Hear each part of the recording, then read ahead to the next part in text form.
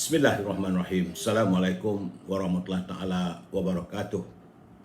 Salam bahagia, salam pencerahan, salam Aidil Adha. Apa khabar saudara Yunus Muhammad? Semoga sihat walafiat. Saudara Fuwi, thank you for arriving on this page. Saudara Future,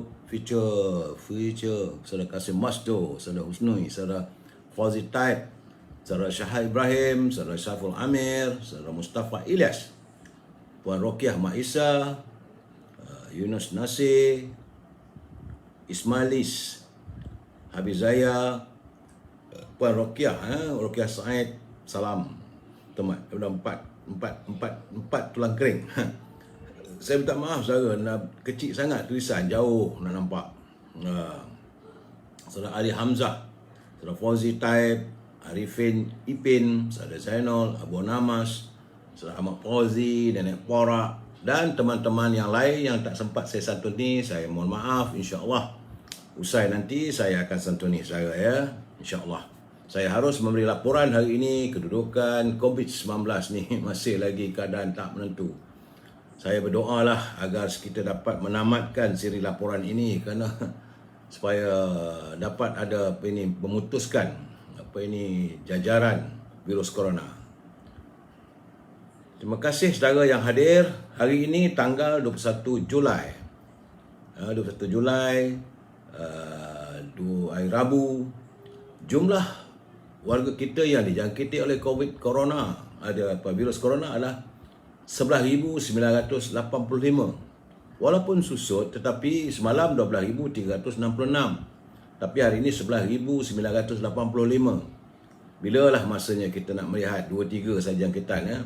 Kerana jumlah terkumpul sudah hampir dekat 1 juta ni. Sudah 951,884. Tak kena gayanya sampai cukup bulan ni 1 juta lah. Kerana jumlah kematian sudah 199 hari ini saja saudara. Paling tinggi iaitu 199 orang yang tewas oleh jangkitan COVID-19. Jumlah warga kita yang tewas adalah yang terkumpul saudara 7,440. Di Perlis masih lagi kekal dengan 2 jangkitan, tapi di Kedah meningkat begitu mendadak, begitu tinggi. Di Kedah hari ini semalam 701, hari ini 800 orang warga Kedah yang dijangkiti oleh virus corona. Di Pulau Pinang susut sedikit, semalam 460, hari ini 362. Di Perak juga ada sedikit susut, tapi tak banyak mana. Sebab semalam 295, hari 274. Di Selangor naik sedikit, tapi jumlahnya tak begitu menyenangkan kita ya saudara. Sebab semalam 5,524, hari ini 5,550. Ini di Selangor. Dan di Wilayah Persekutuan terus dengan angka ribuan. Semalam 1,580, hari ini 1,174. Di Putrajaya naik 1, semalam 50, hari ini 51. Di Negeri Sembilan ada sedikit susut, tapi jumlahnya tinggi. Sebab semalam 970, hari ini 745. Trend di Negeri Sembilan nampaknya ada penurunan, tapi belum lagi melegakan ya. Di Melaka tiba-tiba dia meningkat balik. Semalam 309, hari ini 453. Di Johor susut sedikit, semalam 793, hari ini 644. Tetapi di Pahang, saya hairan bagaimana di Pahang begitu tinggi. Hari ini Pahang mencatatkan jangkitan yang tertinggi. Semalam 288, hari ini 603 orang warga di Pahang yang dijangkiti oleh virus corona. Di Terengganu sedikit susut, semalam 190, hari ini 171. Di Kelantan pula nampak gayanya ada peningkatan. Tak tahu kenapa, mungkin balik raya ni ramai sangat daripada warga kota dah sampai ke sana. Akhirnya di Kelantan semalam 179, hari ini 386 jangkitan yang dilaporkan berlaku di seluruh negeri Kelantan. Di Sabah ada sedikit kelegaan, semalam 657, hari ini 474. Di Labuan ada sedikit peningkatan, semalam 17, hari ini 35. Bagaimanapun masih lagi 2 angka saudara ya. Dan di Sarawak trend penurunan sudah nampak. Semalam 351, hari ini 261. Itu laporan di seluruh negara tentang kedudukan COVID-19. Dan jumlah yang terkumpul saudara setakat hari ini tanggal 21 Julai bulan ini sahaja saudara, sebab bulan lepas kita merekodkan jumlah keseluruhannya sebulan itu 166,918 orang. Tapi sehingga saat ini 21 bulan ini jumlah jangkitan untuk bulan ini sahaja adalah 199,905 orang. Tinggi, amat tinggi berbanding dengan bulan-bulan yang dahulu sebelum virus corona ini menyerang daripada awal. Inilah bulan yang tertinggi sekali. Dan saya ingin menjelaskan pada saudara, dalam keadaan kita berhati-hati dengan virus corona, saudara juga harus berhati-hati dengan cuaca dunia. Hari ini cuaca dunia merekodkan bahang yang begitu tinggi. Ya, dunia telah pun dijengah dengan kepanasan yang melampau. Di Arab Saudi, saudara, UAE melaporkan tahap kepanasan adalah 51 darjah Celsius. Saya tengok dalam gambar dalam YouTube, ada orang tu dia letak dia punya kuali kat depan tu, bubur minyak, boleh goreng telur. Boleh goreng telur. Panasnya di UAE itu 51 darjah Celsius, amat tinggi. Begitu juga di Kuwait. Kuwait lagi tinggi, iaitu 72.9 darjah Celsius. Dunia semakin membahang saudara. Dan kita di sini di Malaysia ni pun, saya pun lagi terasa letih. Letih kerana badan kita tak boleh absorb, tak boleh terima kepanasan yang begitu, tambah usia sebegini. Jadi saya menyarankan kepada saudara, jangan lupa minum air banyak. Banyakkan minum air yang dah masak, supaya badan kita tidak dehydrate, tidak kekeringan air saudara. Itu sedikit ini nasihat daripada saya kepada saudara. Pastikan anda minum banyak air. Dan hari ini Bernama melaporkan, ini satu persoalan yang saya pun tak tahulah kenapa begitu jadinya. Kerana Bernama melaporkan bahawa sejumlah 14 juta dos vaksin jenis Sinovac akan dijual kepada pihak swasta dan negeri yang berminat mulai bulan ini. Itu kata Timbalan Perdana Menteri. Bila saya menatap kenyataan Bernama yang dilaporkan oleh Bernama, agensi berita kerajaan, yang menyatakan persoalan ini adalah Timbalan Perdana Menteri. Saudara jangan lupa ya, bahawa vaksin ini dibeli dengan menggunakan wang rakyat. Peruntukan sebanyak 3 bilion. Tiba-tiba sekarang keluar kenyataan begini, saya kata bukan pelik ni. Sudahlah kita menimbulkan persoalan. Banyak negara-negara memberi derma. Negara Eropah, negara Arab, negara Amerika, EU, begitu juga dengan Jepun, China, memberi derma kepada kita. Jadi sekarang ni nak dijual pula. Jadi apa jadi dengan wang itu? Wangnya bukan sedikit yang diambil daripada kantong negara, sejumlah 3 bilion peringkat awal itu yang diluluskan oleh Parlimen. Kemudian katanya ada tambahan 2 bilion. Kemudian tambahan lagi 5 bilion katanya. Saya tak tahulah. Masih lagi tidak diberi penjelasan yang tuntas. Dan terbaru dalam perutusan khas yang berhormat Perdana Menteri, saya ingat dalam 2 minggu lepas, beliau menyatakan sejumlah 400 juta lagi diperuntukkan untuk pembelian vaksin. Hari ini Timbalan Perdana Menteri mengatakan vaksin-vaksin jenis Sinovac ini akan dijual kepada swasta dan negeri-negeri yang berminat. Ini saya bengong je sekejap. Dahlah panas ni. Dalam meledak panas. Apa jadi? I cannot brain lah. Dalam keadaan begini, katanya digunakan duit daripada kantong negara membeli vaksin. Sekarang ni nak dijual pula. Mengikut perangkaan, mengikut penjelasan, katanya sampai 80%. Dia itu 225 juta rakyat negara kita ini akan diberikan vaksin secara percuma. Sekarang ni kena beli pula oleh kerajaan negeri. Yang ini saya tak faham. Jadi kita harap supaya pimpinan negara kena memberi penjelasan. Jangan bermain dengan kerajaan, dengan rakyat. Sekejap kata bagi duit, sekejap kata beli, sekejap kata begitu, sekejap kata begini. Jadi rakyat jadi pening saudara. Saya memang terus tak boleh brain. Dan dalam keadaan begitu saya ada sedikit kelegaan lah bahawa laporan dari London menyebut bahawa kajian baru menunjukkan suntikan vaksin COVID-19 dari jenis AstraZeneca dikatakan sebagai pemelindung yang terkuat. Katanya ini Oxford AstraZeneca. Kerana selain menghasilkan antibodi yang mematikan virus, vaksin ini juga mewujudkan seolah macam kem latihan sel T dalam tubuh bagi mencari jalan untuk memusnahkan mana-mana varian baru. Itu katanya laporan. Jadi artinya mereka yang telah pun mengambil vaksin Sinovac ini tak tahu pula macam mana. Arab kata dah boleh dah. Tapi bagi saya lah, masih lagi persoalan saya, pembelian vaksin ini belum tuntas. Sebab itu saya mengharapkan dan kita mengharapkan agar parlimen yang bakal bersidang nanti mesti diperjelaskan jumlahnya dan boleh dilontarkan persoalan oleh ahli-ahli parlimen. Ini keadaan saudara ya. Baik, itulah kedudukan yang dapat saya laporkan sedikit tentang COVID-19 dan juga vaksinasi rakyat. Kita pergi sedikit tazkirah singkat, walaupun saya rasa nampak agak panjang lah. Saudara, bahawa 14 abad yang lalu, 14,400 tahun yang lalu, bahawa Nabi Muhammad SAW telah menyampaikan kenyataan bahawa peperangan akan terjadi dan akan membuatkan batu atau pokok pun boleh bercakap waktu itu. Namun ada satu jenis pohon yang tetap diam dan tidak bercakap. Pohon itu digelar pohon Gharqad.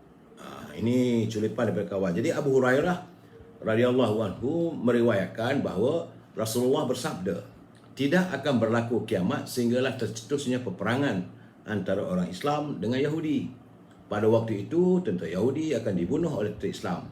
Sehingga orang Yahudi itu berselindung di sebalik batu dan pokok yang bersuara dengan berkata, wahai tentera Muslim, wahai hamba Allah, di belakangku ini ada Yahudi. Jadi pokok yang tidak bercakap itu hanya pokok Gharqad, iaitu pokok yang tidak bersuara. Kerana sungguhnya ia merupakan pokok Yahudi. Itu terimanya. Jadi hari ini kabarnya tentera Yahudi telah menanam begitu banyak pokok-pokok Gharqad. Atau nama lainnya ialah Nitaria retusa. Pokok Nitaria retusa. Hari ini dia sedang ditanam begitu meluas di Israel dan di Palestin. Jadi artinya mereka juga sebenarnya faham dan mempercayai sabda junjungan kita. Sebab itu mereka mengkaji dan supaya kita memahami keadaan sebenar. Itu sedikit tazkirah pendek saya berhubung dengan pohon Gharqad. Baik saudara. Mutiara kata kita hari ini, mata itu untuk melihat, bukan tempat curahan air mata dalam tangisan. Mulut bukanlah tempat melontarkan amarah dengan kata-kata yang berbisa. Jadi antara mata dan mulut, keduanya merupakan elemen terpenting mengatur gerak akal fikir. Apa yang kita fikirkan, mulut dan mata saja yang akan menggerakkan dan menyatakan apa yang sedang kita fikirkan. Kalau ada alinangan air mata, artinya kita sedang menangisi atau merasa sedih. Kalau kita amarah, mana dalam fikiran kita juga ada amarah. Itu adalah kata-kata mutiara hari ini. Baik saudara, salam impian monatorium RM10,000 kumpulan wang simpanan pekerja. Semoga negara tidak terus berbelanja. Kalau negara berbelanja tanpa had, kita akan menuju kemuflisan. Ya. Saya tak mendengar khabar lagi sehingga saat ini apakah ada teman-teman yang sudah pun mendapat wang bayaran daripada kumpulan wang simpanan pekerja. Belum ada satu orang pun lagi mengirim kepada saya. Jadi saya tak boleh memberi pencerahan. Dan saya berdoa agar mungkin mudah-mudahan adalah dapatan ataupun pemberian itu. Tapi bagi saya, keyakinan saya susah. Sebab mereka masih lagi dalam peringkat proses. Proses akan. Realitinya tak ada. Baik saudara, tajuk perbincangan kita malam ini adalah segala-galanya kian sakit dan tenat. Segala-galanya kian sakit dan tenat. Sebelum saya memberi pencerahan, kita santuni dulu. Apa kata pantun Pak Nazil? Kata Pak Nazil, pokok bidara banyak gunanya, jarang di kota orang ketemu. Apabila bicara bersantun bahasa, baru dikata orang berilmu. Jadi kalau kita berbicara, kita bersantun menggunakan bahasa yang baik-baik, barulah orang mengatakan kita ni orang berilmu. Saudara Hamnif Ibrahim dah muflis ni. Allah, kesiannya saya pun tak tahu nak buat macam mana saudara. Kemudian kata Pak Nazir lagi, pokok Melaka di hujung desa, buahnya lebat, Allah memberi. hidup suka membuat dosa, tidak bertaubat, nerakalah diri. Jadi beliau mengingatkan kita, kalau ada dosa-dosa yang kita lakukan, ini sempena Aidil Adha, Raya Korban, masih lagi tempat-tempat yang mengadakan acara korban. Jadi sepatutnya kita mula untuk kembali kepada jalan atau sirah Rasulullah. Saya, bagi mereka yang menyunting semula live saya dan masuk ke channel YouTube, adalah menjadi tanggungjawab anda. Saya tidak akan bertanggungjawab atas sebarang persuntingan, sebarang yang anda lakukan terhadap live yang saya buat. Sabah malam saya lakukan live ini, dan masih lagi ada teman-teman yang membuat culipan, masukkan dalam YouTube dan sebagainya, suntingan. Jadi itu tanggungjawab anda. Saya tidak bertanggungjawab kerana saya juga tidak berkemampuan untuk melihat satu persatu. Saya perlu menyatakan ini, dan ini juga adalah pesan daripada teman-teman, daripada ini peguam saya, dia kata kena nyatakan juga. Khawatir nanti ada juga bahasa yang saya lontarkan, kenyataan ini akan diambil culipan seolah itu kenyataan saya dalam YouTube dan sebagainya. Jadi berfikir panjanglah saudara. Dan jangan lupa saudara, berbahasalah dengan baik. Kita adalah warga cinta damai. Kita adalah warga yang menyantuni harmonis bangsa. Gunakan bahasa yang baik, dan prinsipnya kita mesti bersetuju untuk tidak bersetuju. Ini adalah pencerahan politik. Saudara. Saya tadi agak sedih juga mendengar apabila terdapat seorang lelaki telah pun dikompaun sejumlah RM2,000. Saudara, RM2,000 hanya kerana melanggar prosedur SOP. Dia menziarahi kubur pada hari Aidil Adha. Pergi melawat kubur, kena kompaun RM2,000. Menteri Besar lebay tu, dia melanggar SOP, rentah daerah sebagainya, didendakan RM1,500. Jadi sebab itu saya katakan bahawa kadang-kadang adanya peraturan antara dua derajat. Jadi orang nak pergi kubur, dia tengok. Ketua Polis Daerah jempol Superintendent Ho Chang Ho. Dia kata pemuda berusia 21 tahun itu ditahan oleh pasukan khas, iaitu pematuhan SOP Pelan Pemulihan Negara pada 11.40 pagi di tanah perkuburan Islam Felda Palung 12 dan 13. Katanya dia dapat hadir bagi tujuan ziarah kubur yang merupakan aktiviti yang dilarang. Dia pergi bersama dengan 2 orang anak saudaranya. Jadi berikut itu kompaun dikeluarkan mengikut Akta Pencegahan dan Pengawalan Penyakit Berjangkit 1988. Dan itu Tuan Chang Hook menasihati orang ramai supaya mematuhi SOP. Jadi kadang beginilah saya kata. Raya ni selalunya orang pergi melawat kubur tu memberi keinsafan. Jadi sepatutnya gunakanlah budi bicara. Saya tak seronok benda macam ni. Apa salahnya bagi tahu tak boleh, balik dulu. Daripada terus keluarkan saman dan sebagainya. Dia orang raya dalam keadaan susah sekarang ni pun kena bayar juga compound ya. Dan satu benda yang agak memeranjatkan saya, rupanya Ketua Pemuda menjerit bagai narak. Ada juga beberapa orang pimpinan PAS akar umbi minta bahawa agar tabung haji ini tidak diletakkan di bawah Bank Negara. Rupa-rupanya keputusan Jemaah Menteri telah pun meletakkan lembaga tabung haji di bawah kawal selia Bank Negara Malaysia. Ini keadaannya saudara. Jadi Naib Presiden PAS, Saudara Senator Idris Ahmad menegaskan, katanya tabung haji merupakan institusi umat Islam yang sangat penting. Jadi beliau, warga PAS berpandangan sebarang keputusan yang melibatkan institusi penting itu perlulah diperhalusi secara teliti oleh pakar dan pihak berkepentingan terhadap tabung haji. Jadi Saudara Idris dia kata penelitian itu penting supaya sebarang tindakan diambil tidak menjejaskan fungsi tabung haji. Namun demikian, Kementerian Kewangan dalam kenyataannya pada 15 Julai telah memaklumkan bahawa Jemaah Menteri bersetuju dengan penyelesaian tabung haji sebagai sebuah institusi kewangan Islam yang ditetapkan di bawah Seksyen 223 Perkhidmatan Kewangan Islam 2013 dan dikawal selia oleh Bank Negara Malaysia. Jadi kalau Menteri dah dulu Free Malaysia